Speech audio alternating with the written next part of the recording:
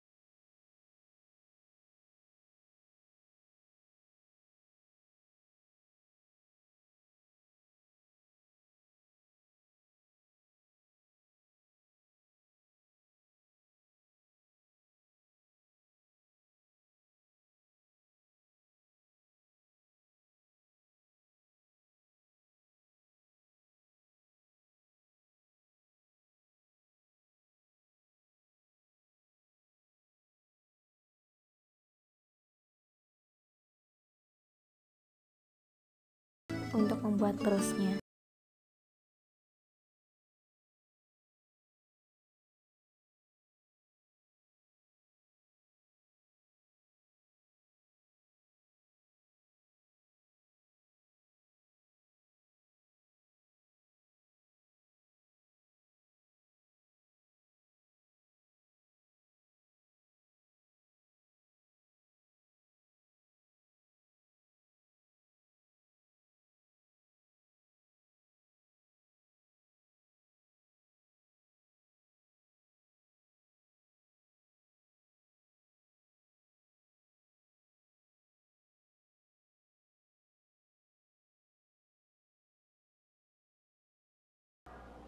To which this nation has always been committed, and to which we are committed today at home and around the world.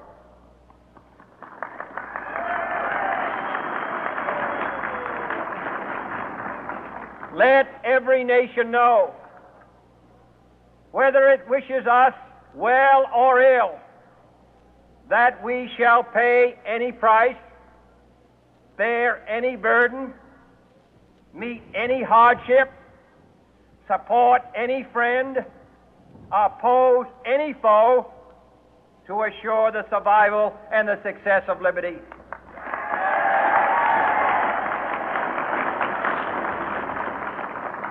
This much we pledge and more.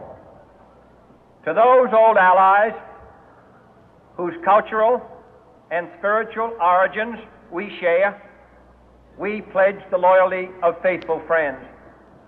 United, there is little we cannot do in a host of cooperative ventures.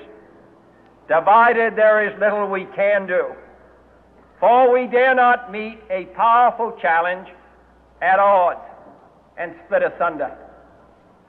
To those new states whom we welcome to the ranks of the free, we pledge our word that one form of colonial control shall not have passed away, merely to be replaced by a far more iron tyranny.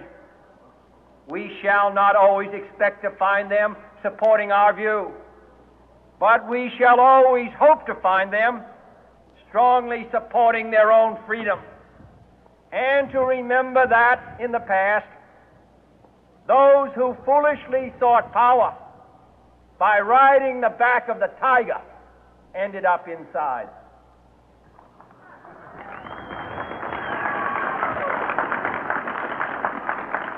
To those people in the huts and villages of half the globe struggling to break the bonds of mass misery, we pledge our best efforts to help them help themselves for whatever period is required, not because the communists may be doing it, not because we seek their votes, but because it is right.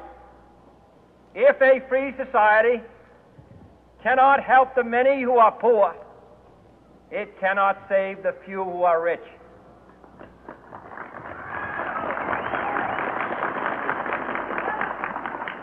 To our sister republics south of our border, we offer a special pledge to convert our good words into good deeds, in a new alliance for progress, to assist free men and free governments in casting off the chains of poverty.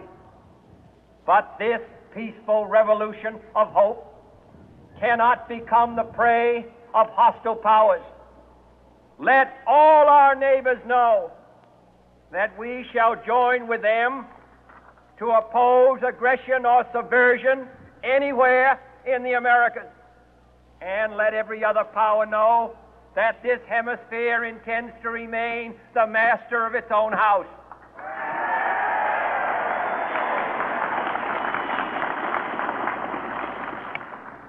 To that World Assembly of Sovereign States, the United Nations, our last best hope, in an age where the instruments of war have far outpaced the instruments of peace, we renew our pledge of support to prevent it from becoming merely a forum for invective, to strengthen its shield of the new and the weak, and to enlarge the area in which its writ may run.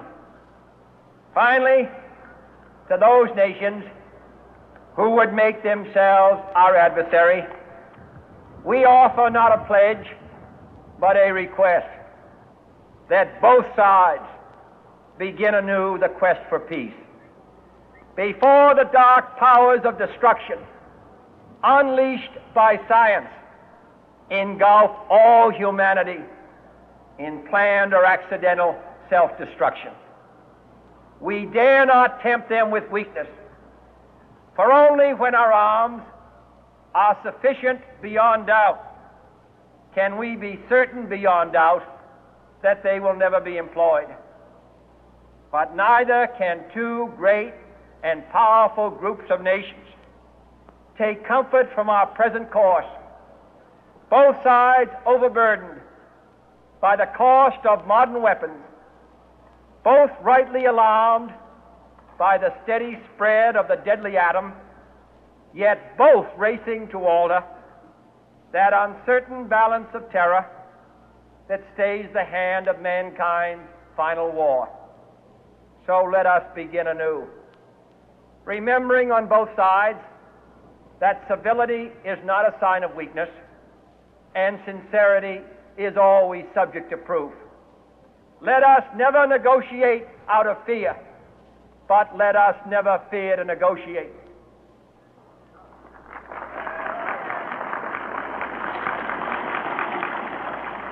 Let both sides explore what problems unite us, instead of belaboring those problems which divide us.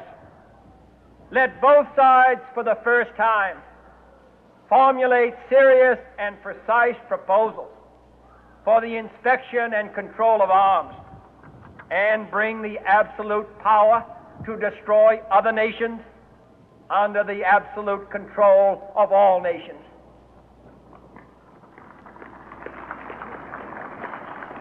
Let both sides seek to invoke the wonders of science instead of its terrors. Together, let us explore the stars, conquer the deserts, eradicate disease, tap the ocean depths, and encourage the arts and commerce. Let both sides unite to heed in all corners of the earth the command of Isaiah to undo the heavy burden and let the oppressed go free.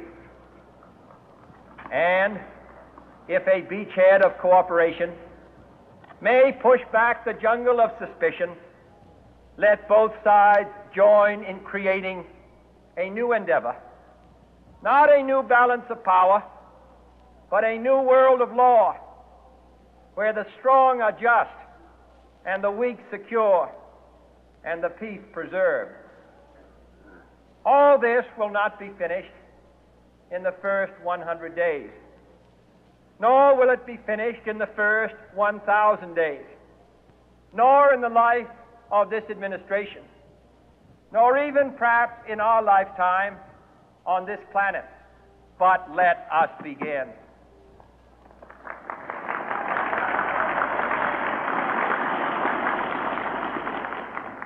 In your hands, my fellow citizens, more than mine, will rest the final success or failure of our course. Since this country was founded, each generation of Americans has been summoned to give testimony to its national loyalty. The graves of young Americans who answered the call to service surround the globe.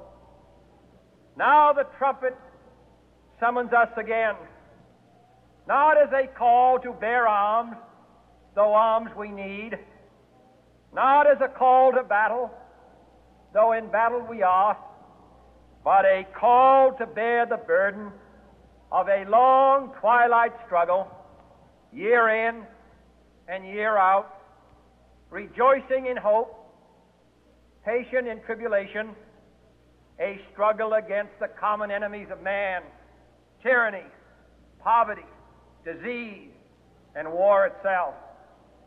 Can we forge against these enemies a grand and global alliance,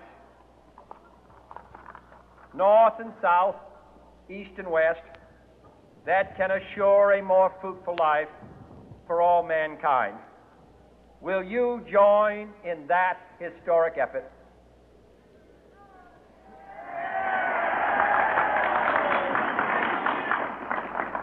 In the long history of the world, only a few generations have been granted the role of defending freedom in its hour of maximum danger.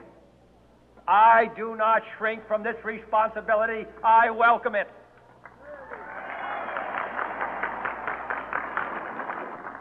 I do not believe that any of us would exchange places with any other people or any other generation. The energy, the faith, the devotion which we bring to this endeavor will light our country and all who serve it. And the glow from that fire can truly light the world. And so, my fellow Americans, ask not what your country can do for you, ask what you can do for your country.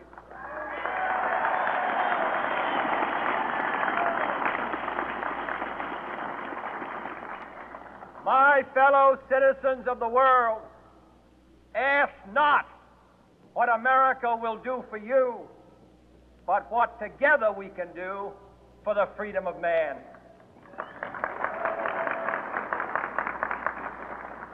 Finally, whether you are citizens of America or citizens of the world, ask of us here the same high standards of strength and sacrifice which we ask of you. With a good conscience, our only sure reward, with history the final judge of our deeds, let us go forth to lead the land we love, asking His blessing and His help, but knowing that here on earth God's work must truly be our own.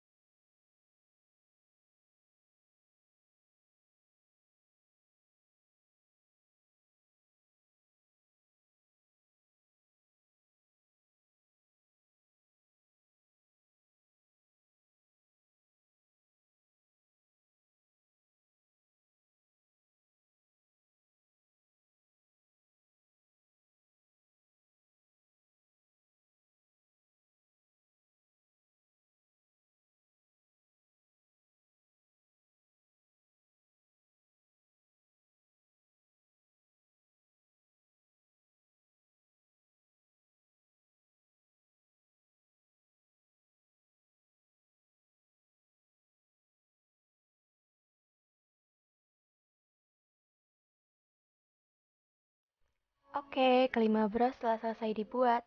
Semoga video yang sudah aku jelaskan bisa bermanfaat untuk kalian. Wassalamualaikum warahmatullahi wabarakatuh.